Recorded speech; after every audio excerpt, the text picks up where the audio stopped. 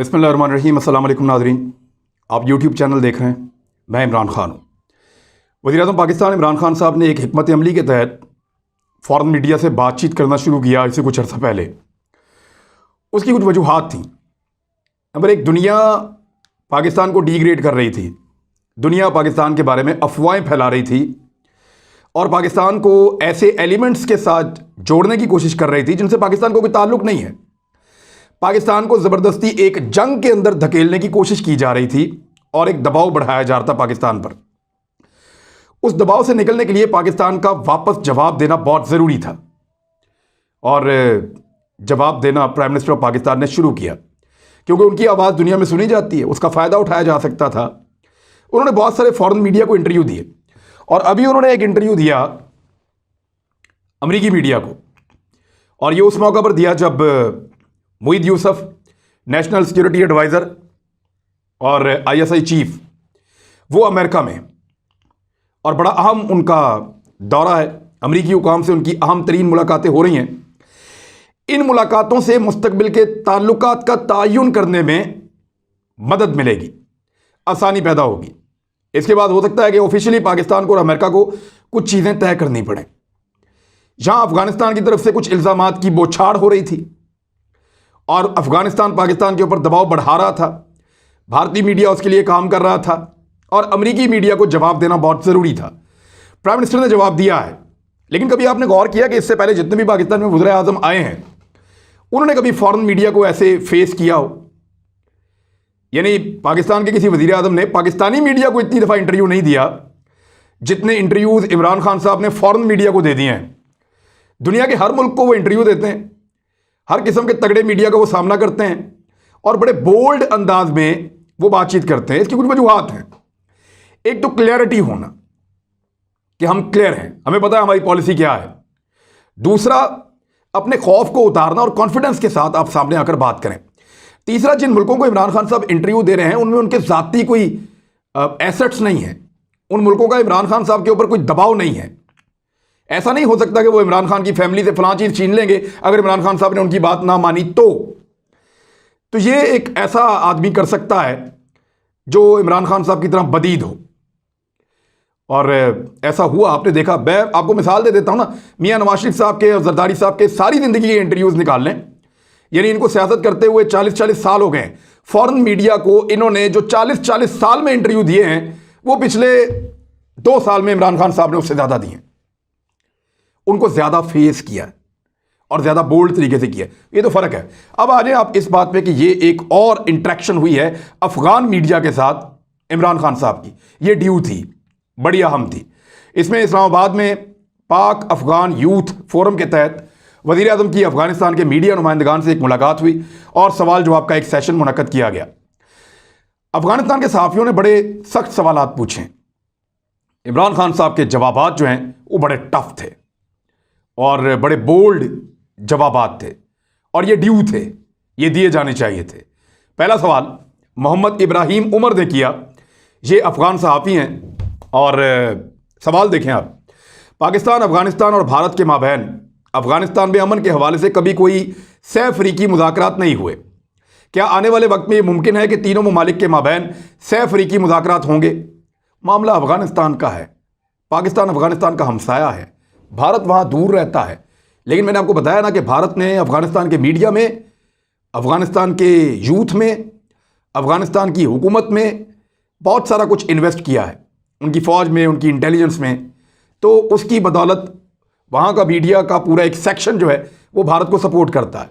यानी अभी भी उनको अफ़गानिस्तान की नहीं पड़ी हुई, अभी भी उनको ये पड़ी हुई है कि भारत को बीच में रहे किसी तरह पाकिस्तान। यानी पाकिस्तान, भारत और अफ़गानिस्तान मिलकर कोई सह अफ्रीकी मुज़ाकरात करें, उनकी ख्वाहिश है। भारत ये चाहता है। जवाब आया वज़ीर आज़म का, ये सुने आप। 5 अगस्त को भारत ने एकतरफ़ा तौर पर अक़वाम मुत्तहिदा की सलामती कौंसिल को मुस्तरद करते हुए कश्मीरियों से उनकी रियासत का हक छीन लिया। 1948 में अक़वाम मुत्तहिदा की करारदाद में कश्मीरियों के इस्तिस्वाब राय का हक रखा गया था जो उन्हें नहीं दिया गया। इसलिए कश्मीर के अवाम ने इस हक की जद्दोजहद की जिसकी पाकिस्तान ने हमायत की। ताहम 5 अगस्त 2019 को भारत ने कश्मीर की खुसूसी हैसियत ख़त्म कर दी। इस इक़दाम के बाद पाकिस्तान ने भारत के साथ तमाम सफारती ताल्लुकात मुनक़ता कर दिए हैं और जब तक भारतीय हुकूमत मकबूजा कश्मीर की खसूसी हैसियत बहाल नहीं कर देती, हम भारत अफगानिस्तान के साथ सह अफ्रीकी मुज़ाकरात कभी नहीं कर सकते। मैं अफगानिस्तान गया हूं, मेरे अफगान सदर अशरफ गनी के साथ अच्छे ताल्लुकात हैं, लेकिन अफगान रहनुमाओं के हालिया बयानात में अफगानिस्तान की सूरत हाल का इल्ज़ाम पाकिस्तान पर लगाया गया, जो बड़ी बदकिस्मती की बात है। हम समझते हैं कि तालिबान को पहले अमेरिका के साथ और फिर अफगान हुकूमत के साथ बातचीत के लिए मुज़ाकरात की मेज़ पर लाने के लिए पाकिस्तान से ज़्यादा किसी मुल्क ने तालिबान पर दबाव नहीं डाला। हमने अपनी भरपूर कोशिश की और किसी मुल्क ने इतनी मेहनत नहीं की जितनी हमने की है। वज़ीर आज़म ने कहा कि इस बात की तस्दीक अमेरिका के नुमाइंदा खुसूसी ज़िल्मे खलीलदाद खुद कर चुके हैं कि पाकिस्तान से ज़्यादा बढ़ के किसी ने इसमें काम नहीं किया। दूसरा सवाल, एक खातून सहाफ़ी राबिया सलाहत, उन्होंने पूछा कि अफगानिस्तान के बारे में मिलिट्री एस्टेब्लिशमेंट और सिविल हुकूमत में कितनी हम आंगी पाई जाती है। ये जवाब गौर से सुनिएगा, ये सवाल पाकिस्तान में भी लोग अक्सर उठाते हैं और नवाज शरीफ साहब ने यही बात हमदुल्ला मुहिब को बताई थी, जिसने बाद में इंटरव्यू में ये बात की भी। अब ज़रा क्लैरिटी से इमरान खान साहब को सुने, वो इसका जवाब कैसे दे रहे हैं कि मिलिट्री और हुकूमत के दरमियान क्या कोई डिवाइड है अफगानिस्तान को लेकर। जवाब प्राइम मिनिस्टर का, अफगानिस्तान में एक एहसास पाया जाता है कि पाकिस्तान को मिलिट्री एस्टेब्लिशमेंट कंट्रोल करती है और बदकिस्मती से भारत ने जानबूझकर इस एहसास को परवान चढ़ाया है। मेरी हुकूमत की खारजा पॉलिसी गुज़िश्ता 25 बरसों से मेरी पार्टी के मंशूर का हिस्सा है और मेरा हमेशा यह मौक़िफ़ रहा है कि अफगानिस्तान का कोई अस्करी हल नहीं है। हमें हमेशा कहा गया कि बिलाखिर अफगानिस्तान का मसला सियासी तस्वीर के जरिए हल होगा। मेरी हुकूमत का 3 साल से यही मौक़िफ़ है जो मैं 15 बरसों से कह रहा हूं। उन्होंने कहा, देखिए, अगर फौज की बात चल रही होती है, फौज का कोई दबाव होता तो पाकिस्तान की पॉलिसी मुख्तलिफ थी। मेरे आने के बाद पॉलिसी बदली है और मेरी पॉलिसी तो वही है जो मैं 25 साल से चला रहा हूं। अगर फौज ही कंट्रोल कर रही है तो मैं अपने आप को फौज की पॉलिसी के मुताबिक बदल लेता, लेकिन क्योंकि मैं चला रहा हूं इसलिए फौज ने मेरी राय को तस्लीम करते हुए मेरी पॉलिसी को आगे रखा है। एक्चुअली वो ये कह रहे हैं।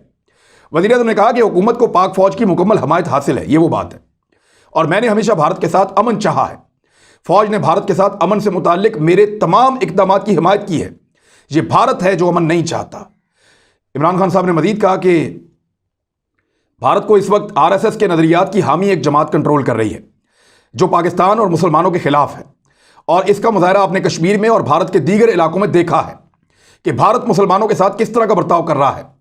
यही चीज़ें भारत के साथ अमन में रुकावट हैं, लेकिन पाक फौज ने मेरे हर इक़दाम की हिमायत की है और हमारे बीच कोई इख्तलाफ नहीं है।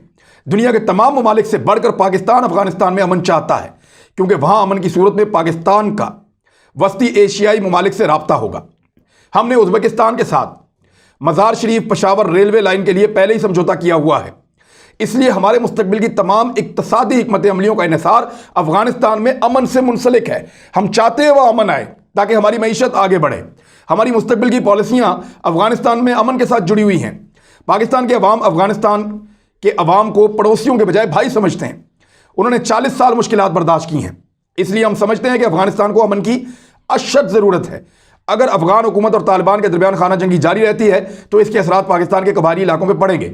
हमने दहशतगर्दी के खिलाफ जंग में हिस्सा लिया, इसके नतीजे में जंग के असरात हमारे कबायली इलाकों पर आए और 70,000 पाकिस्तानियों की जानें ज़ाया हुई। और आखिरी चीज़ जिसका हमें खदशा है वो ये है कि अगर ये खाना जंगी तवील हुई तो पाकिस्तान में मुंतकिल होगी। पाकिस्तान में पहले ही 30 लाख अफगान मुहाजिरीन मुकीम हैं और शोरिश के नतीजे में मजीद आएंगे, और पाकिस्तान की इक्तसादी सूरत हाल मजीद अफगान मुहाजिरीन बर्दाश्त नहीं कर सकती। उन्होंने मजीद कहा कि इसलिए अफगानिस्तान के सियासी हल के लिए पाकिस्तान अपनी पूरी कोशिश कर रहा है। तीसरा सवाल, एक और सहाफ़ी हैं अफगानिस्तान की खातून और उनका नाम है शफका सदीकी। उन्होंने कहा कि तालिबान जो कुछ कर रहे हैं वो लोगों के घरों में घुसकर मारते हैं। आप उन मैयतों के बारे में क्या कहेंगे जो हालिया दिनों में अफगानिस्तान से पाकिस्तान लाई गई हैं? क्या मौक़िफ़ है आपका इस वक्त जब अफगानिस्तान में सिक्योरिटी की सूरत हाल अच्छी नहीं है? अगर इस वक्त सुलह हो जाए तो आपका नुक्ता नज़र क्या होगा? ये 2 सवालात हैं। इमरान खान साहब ने जवाब दिया कि अफगानिस्तान में तालिबान जो कुछ कर रहे हैं उसका हमसे कोई लेना देना नहीं है, क्लैरिटी के साथ। ये उन्होंने अमेरिकन मीडिया को भी कहा था। आपको तालिबान से इस बारे में बात करनी चाहिए, चाहे उनसे बात करें कि वो क्या कर रहे हैं। हम इसके जिम्मेदार नहीं हैं जो वो कर रहे हैं, और ना हम तालिबान के तर्जुमान हैं, वो जाने, उनका काम जाने। लेकिन 2 रास्ते हैं आपके पास। 20 साल तक अफगानिस्तान में अमन के लिए फौजी कोशिश की जाती रही जो नाकाम हुई। दूसरा रास्ता, एक जामे हुकूमत बनाई जाए जो मेरे ख्याल में वाहिद रास्ता है। हम अफगानिस्तान में अमन चाहते हैं। पाकिस्तान में 30 लाख अफगान मुहाजिरीन हैं और तकरीबन तमाम के तमाम पश्तून हैं, जिनमें से अक्सरियत तालिबान के साथ हमदर्दी रखती है। अब अगर वहाँ से लोग आते हैं और जाते हैं, यानी लाखों लोग रोज़ाना 20-25 हज़ार लोग रोज़ाना अफगान मुहाजिरीन अफगानिस्तान से आते और जाते हैं, तो पाकिस्तान किस तरह ये चेक कर सकता है कि वहाँ लड़ने कौन जा रहा है और काम करने कौन जा रहा है? लेकिन पाकिस्तान, मुस्तकिल पाकिस्तान ये कह रहा है कि अगर तमाम अफगान मुहाजिरीन अपने मुल्क में वापस चले जाते हैं, फिर आप हमें जिम्मेदारी दे दें। यानी ये 30 लाख बंदे पहले अफगानिस्तान ले जाओ, जब ये वहाँ चले जाएं फिर हमें आप कहें कि जनाब आपकी तरफ से ये दहशतगर्द आया। जब हमारे यहाँ पे 30 लाख बंदे रहते हैं, उनमें से हज़ारों रोज़ाना जाते हैं वापस आते हैं, हमें क्या पता कौन लड़ने जा रहा है, कौन काम से जा रहा है। तो बड़ा क्लियर किया प्राइम मिनिस्टर ने, और उन्होंने कहा अगर लाशें वहाँ से यहाँ आ जाती हैं तो हम कैसे उनको जिम्मेदार ठहरा सकते हैं। उनका 5 लाख अफराद जो है वो कैंपों के अंदर रहते हैं, हम उनके अंदर जाएं, जाके कैसे फैसला करेंगे कौन सा तालिबान का हमायती और कौन खिलाफ है। पाकिस्तान और अफगानिस्तान के बीच में जो सरहद है वो बराए नाम हुआ करती थी, इसलिए कंट्रोल नहीं किया जा सकता था। अब हमने बहुत सारे पैसे लगाकर एक बाड़ लगाई है, हम सरहद पर नकलो हरकत को कंट्रोल करने की पूरी कोशिश कर रहे हैं। अफगानिस्तान में खाना जंगी में पाकिस्तान का क्या मफाद हो सकता है, ये उन्होंने पूछा।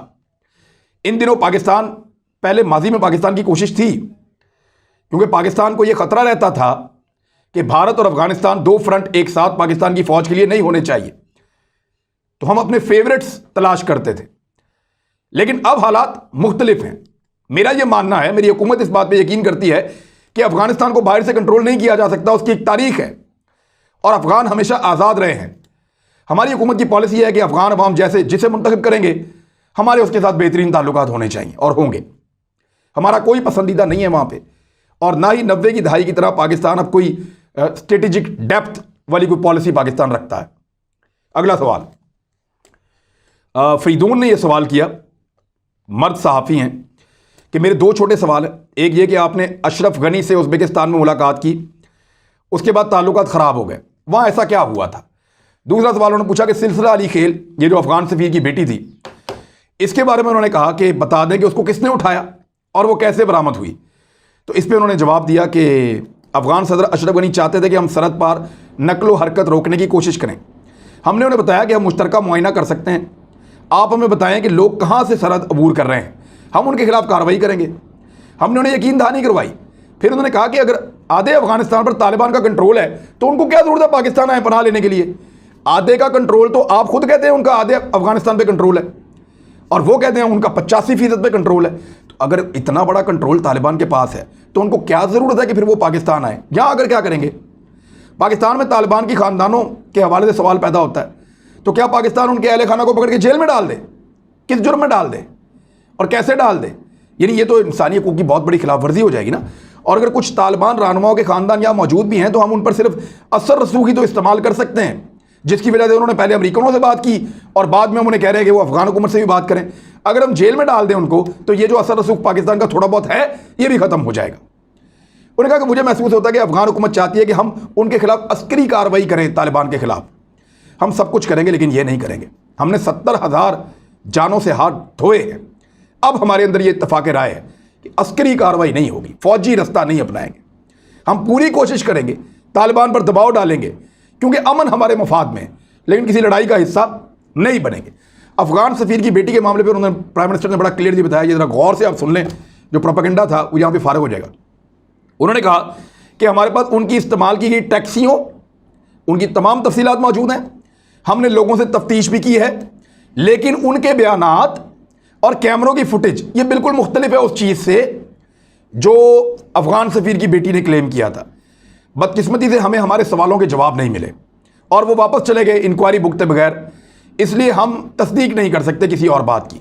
हम अफगानिस्तान से आने वाली टीम को तमाम मालूमात फराहम करेंगे ताकि उनको भी पता चले कि क्या हुआ है। यानी प्राइम मिनिस्टर ने दूसरे लफ्ज़ों में यह कहा कि सब झूठ था, फ्रॉड था, और जब उनसे सवाल पूछे गए तो वो जवाब देने के बजाय अफगानिस्तान भाग गए। आके हमारे सवालों के जवाब दें ताकि तहकीकात मुकम्मल हो, क्योंकि जो वो कह रहे हैं वो तो साबित ही नहीं हो रहा, ना फुटेज में, ना बयानात से, ना गाड़ियों से, ना टैक्सी वालों से, कहीं से भी साबित नहीं हो रहा। अगला सवाल जो है वो अफगानिस्तान की एक खातून सहाफ़ी, उन्होंने कहा कि पाकिस्तान दावा करता है कि वो अफ़गान अमन अमल में मुखलिस है, लेकिन कोयटा और पेशावर में तालिबान की मौजूदगी इस दावे के मुतजाद है। तो ये सवाल का जवाब इमरान खान साहब ने दिया कि हम हमेशा अफगान हुकूमत से कहते रहे हैं कि हमें बताया जाए कि कोयटा शुरा या पेशावर शुरा किधर है, लेकिन अगर ये महाजरीन कैंपों में रहते हैं तो वहाँ लाखों अफराद रहते हैं, इसलिए हमारे लिए आसान नहीं है कि बताएं कि कौन आ रहा है और कौन जा रहा है। उन्होंने कहा कि जदीद दौर का सबसे बड़ा फौजी मिशन नेटो अगर अफगानिस्तान में नाकाम हो गया तो पाकिस्तान का इससे कोई लेना देना नहीं, हमारा कोई कसूर नहीं है अगर उनको मार पड़ी है तो हमें क्यों कसूरवार कहते हैं। अगला सवाल एक और सहाफ़ी उन्होंने पूछा कि अगर अमेरिका पाकिस्तान की सरजमीन से अफगानिस्तान में फौजी या फ़िज़ाई कार्रवाई का मुतालबा करे तो क्या आप इजाज़त देंगे। अब ये बड़ा टेक्निकल जवाब है पॉलिसी के मुताबिक, सिर्फ एब्सोल्युटली नॉट नहीं है, उसकी तफसील भी है। उन्होंने कहा मेरा सवाल है कि पाकिस्तान से कार्रवाई करके अमेरिका क्या हासिल कर लेगा। 20 साल अफगानिस्तान के अंदर कार्रवाइयाँ हासिल करके जब कुछ हासिल नहीं कर सका तो मुझे नहीं लगता कि वो यहाँ पर कुछ हासिल करेगा। अगर कोई ख़ास फ़र्क पड़ सकता है या वो बहुत कुछ हासिल कर सकता है, अफगानिस्तान के अंदर अमन ला सकता है, तो हमें बताए कि कैसे कर सकता है, फिर इजाज़त के ऊपर गौर कर लेंगे। अगर वो अफगानिस्तान में 20 साल से जारी ऑपरेशन में कुछ नहीं कर सके तो वो पाकिस्तान से कार्रवाई करके क्या तवक्को रखते हैं। इससे हासिल ये होगा कि उल्टा पाकिस्तान को एक ऐसे तनाज़े में मुलविस किया जाएगा जिससे पाकिस्तान का कुछ लेना देना नहीं है। इसी वजह से पाकिस्तान को कोई ख़ास वजह नज़र नहीं आती कि उन्हें फ़ौजी अड्डे दें और यहाँ से कार्रवाई करें। तो ये है जी क्लैरिटी, ये था मुकम्मल वो प्रेस ब्रीफिंग जो अफ़गान मीडिया ने अपनी ज़बान में सवाल किए और प्राइम मिनिस्टर ने अंग्रेज़ी में जवाब दिए और उसका पूरा खुलासा मैंने आपके सामने रख दिया है। अगर आपको लगे कि पाकिस्तान में माजी में किसी लीडर ने ऐसे फेस किया है बैरून मुल्क मीडिया को, उनकी प्रेस को, उनके लोगों को, उनके एंकर्स को, सख्त सवालात को, तो आप मेरे साथ शेयर कीजिएगा। अब तक के लिए इतना ही, अपना ख्याल रखिएगा, अपने इस चैनल का भी। अल्लाह हाफ़िज़।